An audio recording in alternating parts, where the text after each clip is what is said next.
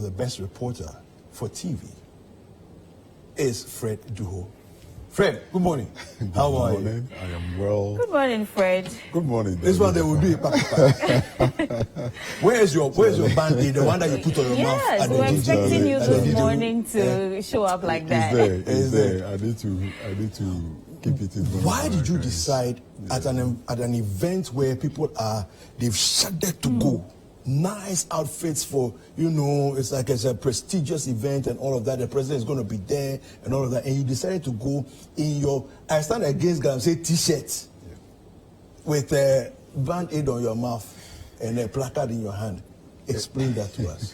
Anyway, a very big thanks, first of all, to the news editor of ChannelOne TV and CTFM, Vivian Kailoko, for all these years pushing some of us beyond our limits. And obviously to Sameis, the MD, and a host of other colleagues in the newsroom and in the entire organization. I want to express my profound gratitude to all of you. Yes, thanks for all the support these years. And I want to say the little we do here is beginning to yield fruits. This is the second consecutive time that I've been nominated for this particular award and winning it for that matter. And it brings me so much joy to be recognized in that manner. Most importantly, the story or the report that won this award, which was on the, what's the name, the Akosombo Dam spillage disaster. I want to say to the women and children and to everyone who were basically affected by the disaster that indeed their resilience has really paid off for some of us who came to tell their stories. We are truly grateful for them also keeping hope every day. Now, back to your question about the fact that this is a beautiful occasion, knowing very well that these are dignitaries that are going to be present. When I saw the bill of the personalities going to be present, I'm like, well, none of these people on these flyers have actually made any statement that has touched the core of what we are all speaking about. Yeah. You either hear from the NDC some elements within them saying that when they win, they are going to give people the chance to continue with the distraction. And you also hear from the incumbent, which is the NPP, also endorsing it and not willing to commit political power to it. And I'm like, if these are the personalities going to be present, NDC, NPP, it is time to send them the right signals that indeed we are against what they are doing by their words, their actions and inactions totally is not really helping the cause of the fight against Galamsey. So I planned this secretly, honestly, and I dare say at a point I calculated all the risk involved. Yeah, you had doubts at that point. Knowing very well that you work in a very disciplined organization, anything can go wrong. I, to be honest, I needed to be very, very courageous to do this. And well, seeing the congratulations coming from across the board, I would say you took the right our decision. campaign to stand against illegal mining and Galamsey in this company has been really, really, something commendable. So, in essence, I went there basically because of the fact that I wanted both political parties, at least the two major political parties. We saw Mahama on the bill, we saw Nanado on the bill, we saw Dr. Mahmoud Bawumia also on the bill. It was a clear opportunity to let them know that the Ghanaian people, and especially the media being the voice of society and the voice of conscience, it is time to lead the charge and also let them know that enough is enough. What they've destroyed is enough. Let's protect what is left and find some sustainable means to reclaim the lands. I agree. Now, Enough is enough. As you rightly said, this was a bold move from you. When you were going in there, did you dress like this from home, or you got there and changed? And at what point in time did you go and seal your mouth?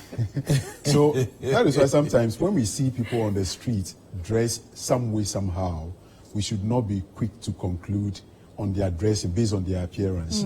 I was there in my batakari, okay, but the shirt was beneath. So people didn't really notice what was happening. The natural me or the person I've always been would put on suit to such an event. Right. I mean, and so seeing me in Batakari should even send some clear signal. And then the t-shirt, the neck was showing somewhere here, so it was quite obvious that something was happening.